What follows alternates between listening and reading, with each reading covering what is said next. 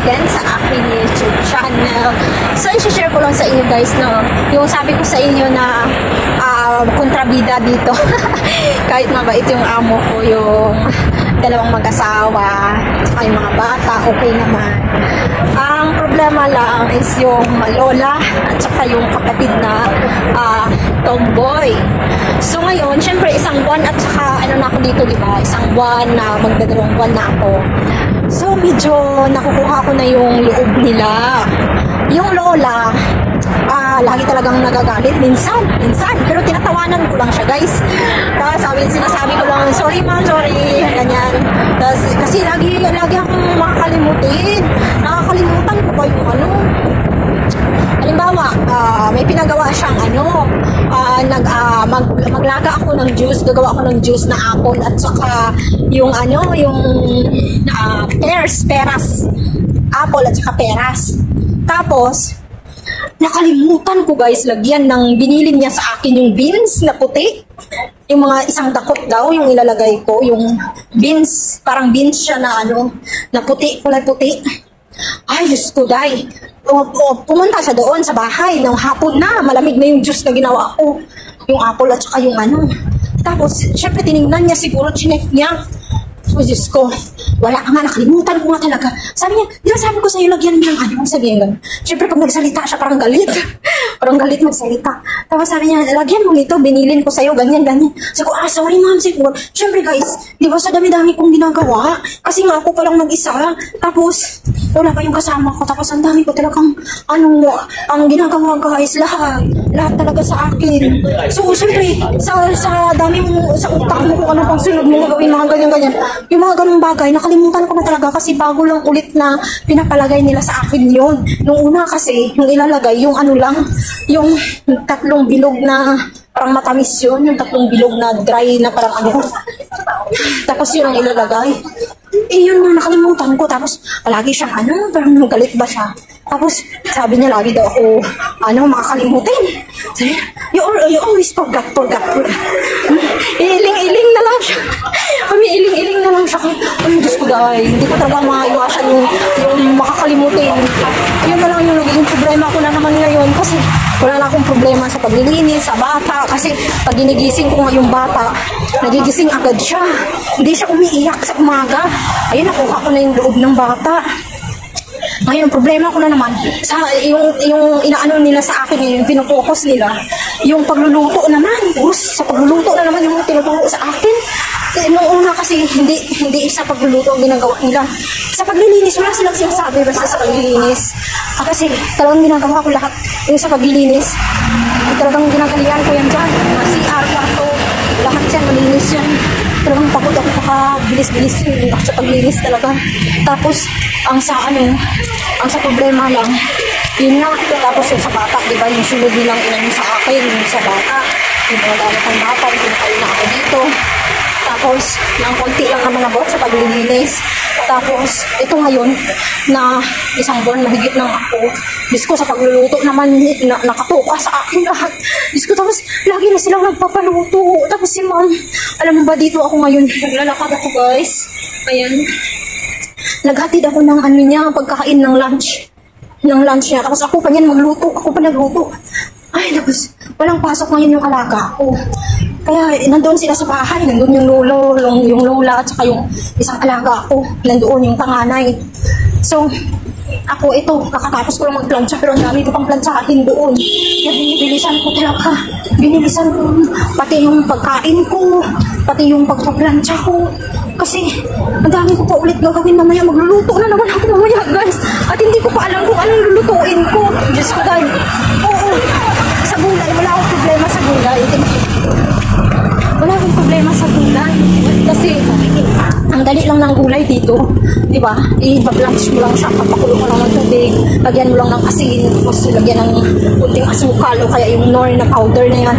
Tapos, kunting kulo lang. Tapos, okay na, diba? Ayan. So, wala akong problema sa mga ganun, sa gulay. Tapos sa kanin, magluto. Ganun lang. Pero sa ibang mga putahe na, yun talaga ako, lalo sa soup. Sa soup kasi, daming nilalagay. So, isang beses, nandyan palagi, nagpapasalamat ako sa tomboy ng kapatid ni ma'am. Kasi talagang tinutulungan ako guys, ang bait sa akin. Kasi nung una, sobrang stricta sa akin yun, ang suplaga. Lalo na sa pagdating sa ref, yung pinalinis sa akin yung mga ref, yung ano, tapos yung mga nakalagay doon, kailangan daw i-check. Tapos yung mga ice doon, yung mga lagayan ng ano, sarap, pinaano sa akin talaga, napakasuplada. Tapos sabi niya, kailangan linisin mo to, ganyan, ito gamitin mo. Sabi gano'n, kailangan malinis, siyempre yung pagkain to, sabi niya. Naiintindihan ko siya kasi pag nagsalita siya, sobrang clear talaga siya magsalita yung tomboy. Pero si ma'am kasi sobrang slang. Alam mo yun, kaya minsan di kami nagkakaintindihan ni ma'am, kailangan magsabi talaga, mag-ano talaga ng 2 beses sa akin. Pero pag sa yung tomboy, yung kausap ko, siya nag-i-explain niya lagi sa akin. Nagkakaintindihan kami kasi ang clear niya magsalita, mabagal siya magsalita. Tapos, alam mo yung, minsan, natatawa na lang siya sa akin, tinuturuan. Sabi niya gano'n, pag gabi na yan, tatawagin ako niya, tapos i-explain niya sa akin, na ganito daw ang gagawin ko, ganyan. Sabi niya gano'n, para hindi daw ako pagalitan. Tapos, halimbawa, tinawag ako ni ma'am, sabi gano'n ni ma'am, Annalyn, come here. Tomorrow, sabi niya gano'n, yung cook me lunch, broccoli, egg, and then fish, tapos avocado, ganyan. Tapos sabihin yan, sinisinyasan ako ng tomboy, sinisinyasan ako, write down. Sabi niya, sinisinyasan ako, tinutulungan talaga niya ako, write down, sabi niya gano'n sa likod, nagsisinyas siya, ganyan daw. Parang, sabi niya, I don't know how to help you, sabi niya gano'n. Kasi yun, nakakalimutan ko as in. Alam mo, hindi na siya nagagalit sa akin. Kasi lagi akong nakasmile sa kanya. Tapos, pag may mali ako, sorry ma'am, sabi ko. Tapos nakangiti pa rin ako. Tapos, tawag doon, yung hinugasan ko kasi isang beses, tawanan kaming dalawa. Kasi hinugasan ko yung, alam mo yung parang stainless na pinggan na maliit. Yun kasi yung lagi nilang nilalagyan yung para sa mga steam, yung mag-system ng mga ng mga pagkain na iinitin ba, gano'n. Yun kasi ang ginagamit. Hinugasan ko siya, tapos nilagay ko na siya sa pingganan. Kasi siya nagluluto, tapos ako yung naghuhugas ng mga ginagamit niya. Tapos, kinuha niya pala yun. Kinuha niya, tapos gagamitin niya. Kinuha niya dun sa pingganan yung bagong hugas ko. Kaya, sabi ko, ano ba ito? Ginamit na naman. Sabi ko, kinuha ko na naman, tapos hinugasan ko na naman. Natawa siya ng tawa. Sabi niya, you don't remember, sabi, you just clean it and then you clean again. Sabi ko, sorry ma'am, I don't know, but I think, sabi ko, ginamit mo na. Sabi ko, ay, tawa sa akin. Ay, yun, parang napalapit ba yung loob namin sa isa't isa? Parang hindi na siya masyadong gagalit sa akin. Tapos, kahit kalat yan dyan sa kitchen. Tapos sabi niya, sabi niya, hindi ko na naman nakalimutan ko na naman yung inutos niya sa akin. Nabarutin ko daw basta yung karne doon sa loob ng sinek niya, yung inutos niya sa akin kahapon, sinek niya. Hindi ko pa rin nagagawa. Tapos sabi niya, why, I told you yesterday, you make put in ganto. Kasi ako, nagkaganon lang ako ng ulo ko. Sabi ko, sorry ma'am, I forgot. Sabi ko, ganon. Tapos, iling na lang siya. Tapos, pag yung mga pinggan doon sa ilalim, kukuha siya. Ang kalat-kalat doon, hindi ko siya na-arrange lang mula malaki hanggang paliit, di ba? Ganon i-arrange. Hindi ko siya na-arrange. Kaya siyempre sa dami kong ginagawa, hindi ko na maisa-isa talaga yun. Hindi ko talaga maubos talaga ayos lahat yun. So siya na yan nag-aayos. Wala na siyang comment. Hindi na nag-comment sa akin. Sabi sa'yo. Tapos hindi na siya laging nagagalit.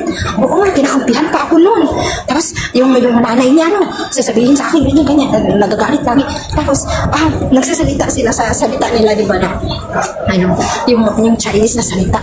Pero, siyempre, parang, ang ibig sabihin yung parang kinakampihan ako ba, alam ko na kinakampihan ako kasi ini-explain niya na ganun nga kasi may sasagutan sila ng nanay niya eh. Kaya yun, Diyos ko, pasalamat talaga ako doon kasi medyo kasundo ko na siya. Kasi yung sabi ng dalawang dito, yung dating umalis na dito, 9 years na nga din sila dito sa amo ko na yun. Umalis nga. Yung pakailamera talaga dito yung tomboy at saka yung lola. Pero sa akin, okay sa akin, magkasundo kami ng tomboy. At saka mabait siya. Mabait. As in, hindi talaga siya yung mga sinasabi niya, yung pagiging stricta niya, totoo naman, para naman matuto ka, para din naman yun sa, totoo, naman yung tinuturo niya, walang mali at saka hindi para sa kung ano-ano pa dyan. Yun lang guys. Yun lang i-share ko sa inyo na naging okay na. Basta pag pinapagalitan kayo, mag-smile lang kayo, mag-sorry lang kayo, gano'n. At saka huwag kayong sisimangot na pag pinapagalitan kayo. Tapos magsasama yung loob nyo. Naku, wag ka. Okay lang pa din yan. Okay lang yan. So yun guys, andito na ako. Thank you so much. Sana. Thank you. Sana may natutunan kayo sa aking video. Thank you.